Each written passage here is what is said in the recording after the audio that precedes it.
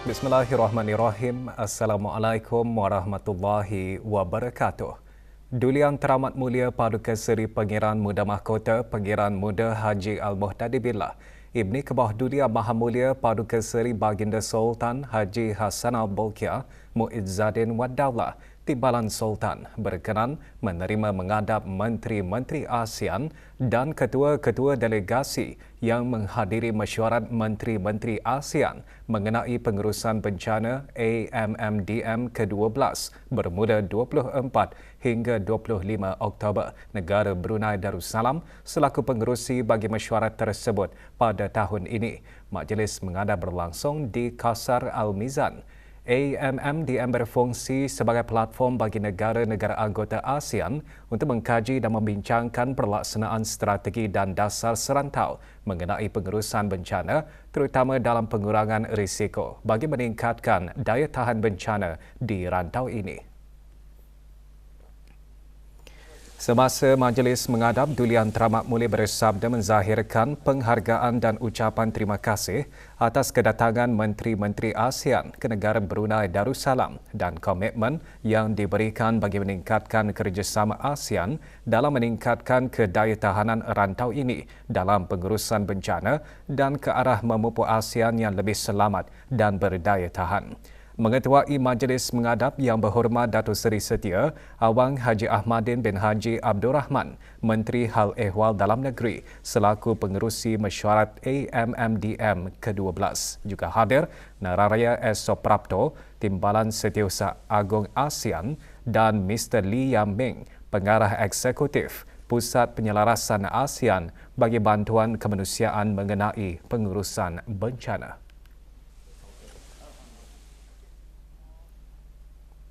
38 buah resolusi merangkumi isu-isu kritikal di bawah Komiti Politik, Ekonomi Sosial, Organisasi serta Mesyuarat Ahli Parlimen Wanita dan Mesyuarat Ahli Parlimen Muda diluluskan pada Perhimpunan Agong Dewan Perhimpunan Antara Parlimen ASEAN AIPA ke-45 yang dipengerusikan oleh National Assembly Republik Demokratik Rakyat Laos.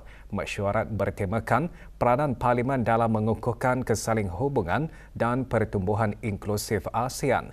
Rombongan negara Brunei Darussalam diketuai oleh Yang Berhormat Pihin Orang Kaya Seri Lela Datuk Seri Setia Awang Haji Abdul Rahman bin Datuk Setia Haji Muhammad Taib yang dipertua Majlis Mesyuarat Negara dan disertai oleh 10 ahli Majlis Mesyuarat Negara. Semasa perhimpunan, setiap komiti membincangkan dan meluluskan resolusi-resolusi yang berkaitan dengan pembangunan serantau, kerjasama dan isu global. 4 komiti digariskan semasa mesyuarat tersebut, iaitu Komiti Politik membincangkan antara lain keselamatan seba dan keterhubungan ASEAN dan kerjasama politik bagi memperkukuh kestabilan serantau. Komiti Ekonomi pula memberi tumpuan kepada ketahanan seba dan pendigitalan dalam menyokong pertumbuhan ekonomi digital ASEAN. Komiti Sosial mensahkan resolusi yang menekankan tindakan bersepadu ASEAN dalam menangani isu-isu terkini dalam perkembangan sosial termasuk masalah plastik, inovasi digital dalam penjagaan kesihatan, penyalahgunaan dadah dan kebajikan sosial bagi warga tua. Dan Komiti Organisasi meluluskan resolusi yang berkaitan dengan pentadbiran AIPA termasuk laporan kawangan, cadangan bajet, mensahkan garis panduan, prosedur dan pengemaskinian kepada status kerangka kerja dan beberapa memorandum persefahaman MOU. Sementara itu, Mesyuarat Ahli Parlimen Wanita WAIPA meluluskan resolusi yang berkaitan dengan membangunkan parlimen yang responsif terhadap isu jantina dan menggalakkan penyertaan politik wanita di ASEAN.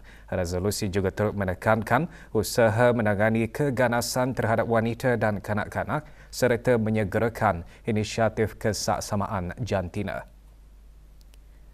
Manakala Mesyuarat Ahli Parlimen Muda YPA menekankan peranan belia dalam membina ASEAN yang inklusif dan berdaya tahan. Resolusi menggariskan kepentingan penglibatan belia dalam proses penggubalan dasar serta mempromosikan kesihatan mental belia dan inovasi digital untuk mencapai pembangunan mampan. Perhimpunan tersebut turut mengadakan sesi dialog bersama dengan 15 buah parlimen pemerhati AIPA dalam usaha memperkukuh kerjasama parlimen ke arah pertumbuhan inklusif dan keterhubungan ASEAN.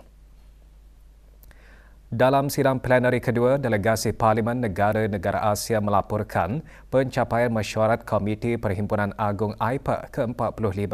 Perhimpunan diakhiri dengan persetujuan sebulat suara terhadap kenyataan bersama yang ditandatangani oleh ketua-ketua perwakilan negara ahli AIPA. Antara yang hadir Dr. Daeng Haja Huraini binti Pilihan Orang Kaya Setiajaya Dato' Paduka Awang Haji Hurairah, Jurutulis Majlis Mesyuarat Diraja, Setiausaha Majlis Mesyuarat Menteri-Menteri Kabinet dan Jurutulis Majlis Mesyuarat Negara dan pegawai-pegawai dari urustia Majlis Mesyuarat Negara. Yang Berhormat Pilihan Udana Khatib Dato' Paduka Seri Setia Ustaz Haji Awang Badaruddin bin Pengarah Dato' Paduka Haji Awang Othman, Menteri Hal Ehwal Agama, menerima kunjungan hormat daripada Yang Berhormat Sabudin N. Abdul Rahim, Setiausaha Suruhanjaya Nasional Filipina Muslim NCMF. Kunjungan hormat berlangsung di Kementerian Hal Ehwal Agama, Jalan Dewan Majlis. Rombongan berada di negara ini bagi menyertai bengkel rangka kerja zakat yang diadakan sehingga 25 Oktober. Kunjungan bertujuan untuk mengeratkan hubungan dua hala antara negara Brunei Darussalam dan Republik Filipina serta bertukar-tukar pengetahuan dan pengalaman dalam perkhidmatan agama.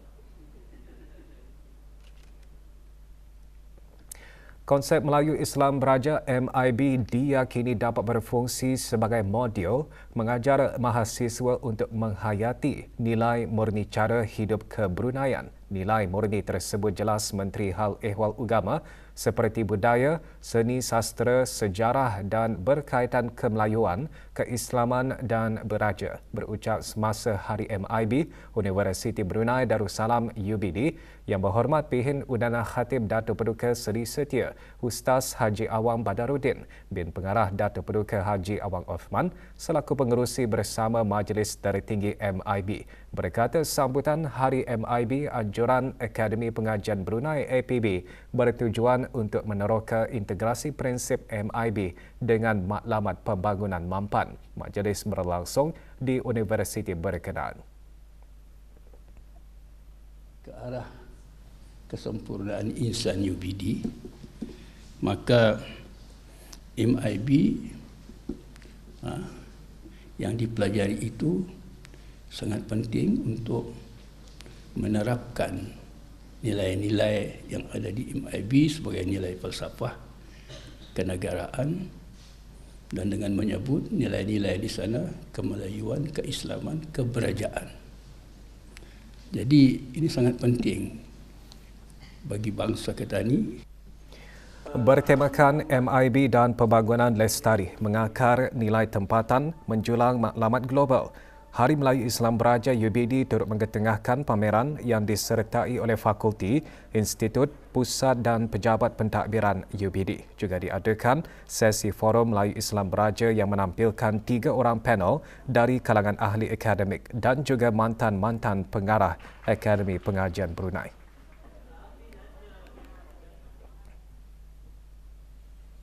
Ibadah bukanlah terhad kepada amalan ibadah semata-mata seperti sembahyang, puasa, haji dan ibadah khusus.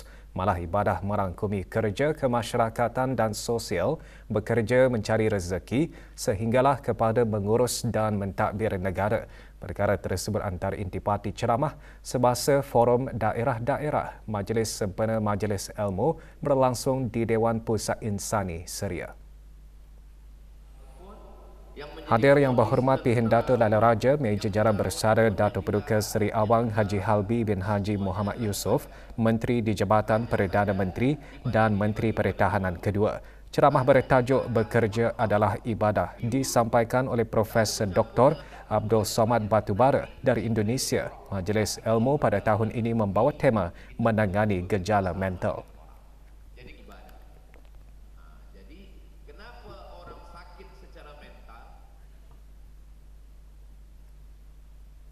Memandangkan bencana sering menjejaskan golongan yang paling terdedah, maka usaha pemulihan inklusif adalah penting bagi memastikan semua individu termasuk wanita, kanak-kanak, warga emas dan orang kurang upaya disepadukan ke dalam perancangan ke arah ASEAN yang lebih kukuh. Perkara itu dijelaskan oleh Menteri Hal Ehwal Dalam Negeri pada pembukaan mesyuarat Menteri-Menteri mengenai pengurusan bencana AMMDM ke-12 dan mesyuarat persidangan Parti COP ke-13 kepada Perjanjian ASEAN mengenai pengurusan bencana dan tindak balas kecemasan AADMER.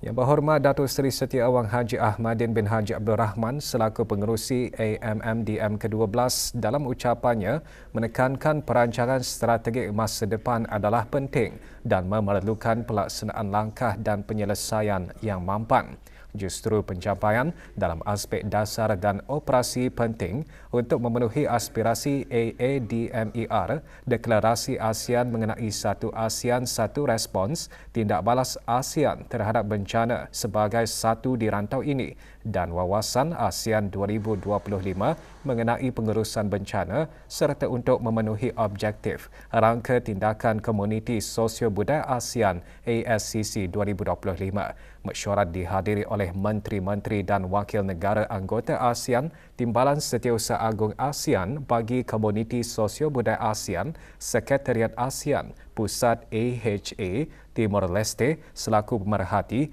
dan rakan dialog dari Republik Rakyat China, Jepun dan Republik Korea.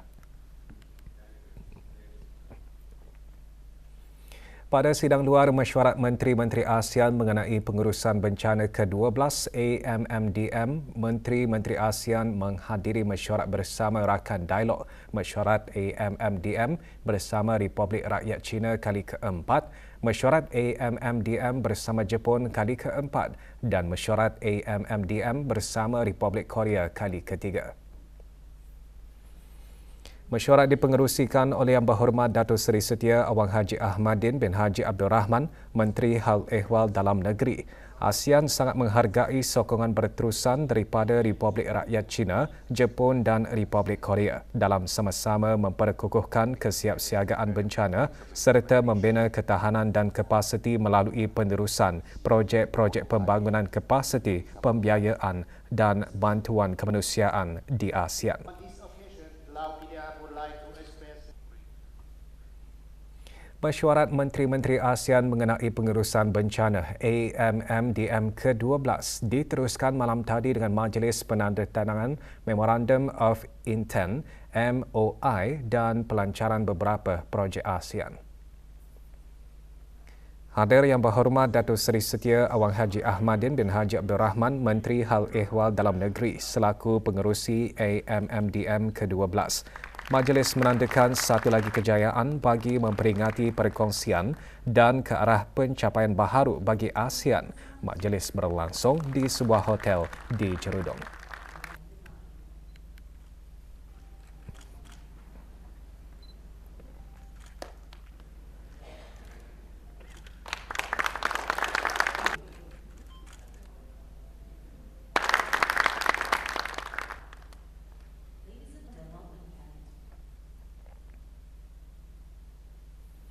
Politeknik Brunei terus berjaya untuk kekal sebagai salah satu pembekal sumber tenaga manusia bagi industri sektor awam dan swasta yang berkualiti, berkemahiran tinggi dan berdaya saing.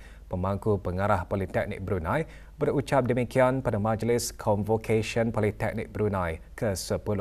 Majlis Convocation pada tahun ini dibahagikan kepada sesi pagi dan sesi petang di Pusat Persidangan Antarabangsa Berakas. Awang Lim Kian Bun, pemangku pengarah Politeknik Brunei berkata beberapa inisiatif sedang giat disejajarkan di bawah Pelan Pembangunan 5 Tahun Politeknik Brunei 2021-2025 dengan Pelan Strategik Kementerian Pendidikan bagi mencapai Matlamat Wawasan Brunei 2035. Pada sesi pagi, penyampaian sijil disempurnakan oleh Yang Berhormat Datin Seri Setia, Dr. Dang Hajah Romaizah binti Haji Muhammad Saleh, Menteri Pendidikan. Manakala sesi petang penyampaian sijil disempurnakan oleh Yang Berhormat Datuk Seri Setia Awang Haji Muhammad Juanda bin Haji Abdul Rashid, Menteri Pembangunan. Pada convocation tahun ini, 882 graduan menerima diploma. Dayang Masfiana binti Maslan. Ahmad Mardi Nafrul Haq bin Haji Lazim Haji Abdul Aziz. Biasanya yang penting ialah doa ibu bapa, itu nombor satu lah. Sama minta doa kepada Allah lah. Satu yang paling penting. Dan kalau yang macam sebelum exam, jangan belajar last minute lah. Jangan belajar last minute. Untuk menyelesaikan kerja dalam masa yang singkat dan terutamanya dalam kumpulan, kerja berkumpulan. So, saya merasakan itu adalah cabaran sedikit. Dari sokongan ibu bapa juga, cikgu-cikgu sama kawan. And then kalau anda tahu apa-apa tu macam minta advice lah juga dari cikgu-cikgu. Bagi meningkatkan pemahaman tentang peranan muamalah dalam pembangunan ekonomi ummah, malam tadi diadakan sebuah forum perdana bertajuk Pembangunan Ekonomi Ummah Menerusi Penghayatan Muamalah berlangsung di sebuah hotel di Gadong. Forum diadakan selaras dengan Wawasan Brunei 2035 yang menekankan ekonomi yang dinamik. Hadir Datuk Seri Paduka Awang Haji Khairuddin bin Haji Abdul Hamid, Timbalan Menteri Kawangan dan Ekonomi semasa forum. Profesor Madya Dr. Abdul Nasir bin Haji Abdul Rani, Rais Kolej Universiti Perguruan Agama Seri Begawan Kupu SB, mengetengahkan peranan zakat dan wakaf dalam meningkatkan kesejahteraan ekonomi ummah.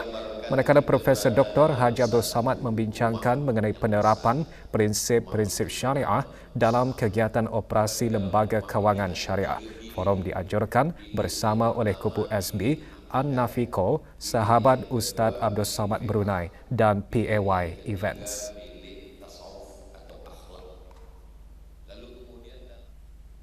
Fasiliti Perkongsian Kesatuan Eropah Negara Brunei Darussalam menggalakkan dialog dan kerjasama antara kedua-dua buah negara bertukar-tukar idea dan amalan terbaik dalam bidang berkepentingan bersama. Tuan Yang Terutama Sojiro Sim, Duta Besar Kesatuan Eropah EU ke ASEAN, mengongsikan perkara itu semasa menyampaikan ucap tamanya di Universiti Teknologi Brunei UTB sebagai sebahagian daripada lawatan kerja ke negara ini. Juga diadakan sesi soal jawab mengenai isu global dan serantau. Pelajar dan ahli akademik juga berpeluang untuk mengetahui lebih lanjut tentang beasiswa Erasmus Plus dan program penyelidikan Horizon Europe, program pembiayaan utama EU bagi penyelidikan dan inovasi.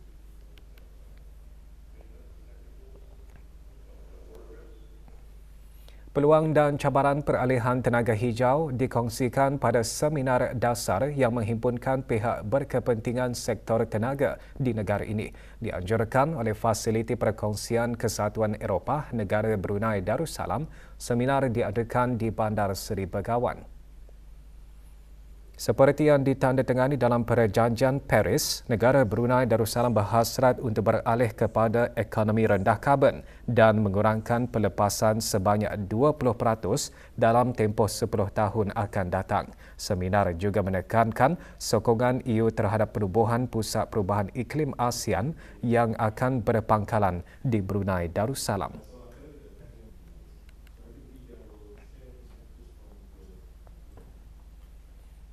15 belia dan seorang ketua kontingen akan dihantar bagi mengikuti rancangan kapal belia Asia Tenggara dan Jepun siap kali ke-48. Salah satu pengisian program termasuk membuat persembahan kebudayaan sebagai saluran untuk memperkenalkan identiti dan kebudayaan negara masing-masing.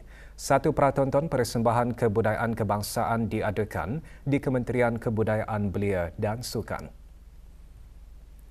Hadir Awang Haji Muhammad Ros Fazilah bin Haji Yusli, pemangku pengarah belia dan sukan. Program siap tahun ini akan berlangsung selama 38 hari bermula 4 November dari Tokyo, Jepun dan akan singgah di beberapa negara ASEAN.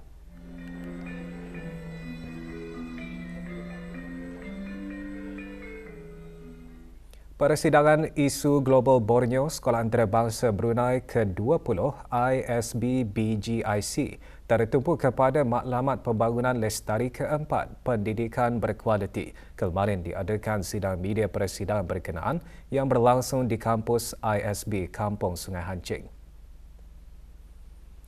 Tema tahun ini pembangunan mampan maklumat 4 pendidikan berkualiti bakal membincangkan cara memastikan pendidikan inklusif dan saksama menyokong pembangunan mampan dihoskan oleh ISB dengan rakan persidangan Kementerian Kebudayaan Belia dan Sukan serta Kementerian Pendidikan. Persidangan diadakan sehingga 27 Oktober di Pusat Persidangan Antarabangsa Berakas. Kerja-kerja kecemasan pembaikan paip air bocor sedang dilaksanakan di Simpang 35, Jalan Masjid Salam Begar, Kampung Salam Begar. Jabatan Kerja Raya memaklumkan beberapa kawasan akan mengalami gangguan bekalan air atau tekanan air rendah untuk beberapa hari. Kawasan terlibat Jalan Masjid Salam Begar, Simpang 21, Simpang 35, Simpang 83, Simpang 124, Mid Valley Mall dan H40 Lambak Kanan. Untuk permohonan bekalan air tangki, hubungi talian Darussalam 123.